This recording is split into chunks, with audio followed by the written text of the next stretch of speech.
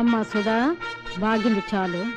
ఆయన్ని లోపలికి తీసుకెళ్ళు. కుదరదత్తయ్యా, బయటికే తీసుకెళ్తాను. వీల్లేదు, ఇది నీ అత్తగారి ఆజ్ఞ. చాలా వీలుంది. ఇది మీ కోడలి గారి కోరిక. పిచ్చి పిచ్చిగా వాగావంటే పళ్ళు రాలిపోతాయి. పేద వేషాలు వేయకుండా నడు లోపలికి.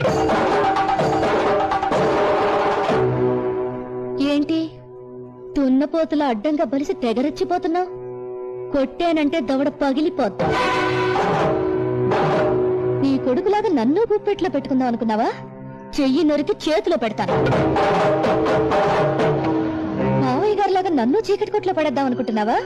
కిరసనాయిల్ పోసి తగలబెట్టేస్తాను. కళ్ళ పూలు, నుదుట బొట్టు, రంగురంగుల చీరలు, చేతి గాజులు, ఈవేళ నీకు ఇవన్నీ ఉన్నాయంటే దానికి కారణం ఈయన, మీ ఆయన. ఆయన్ని బయటికి తీసుకెళ్తానంటే పొద్దుంటావా? చెప్పు తెగిపోద్ది. నేను తిట్టగలనా అత్తయ్య గారు? కానీ తిట్టను.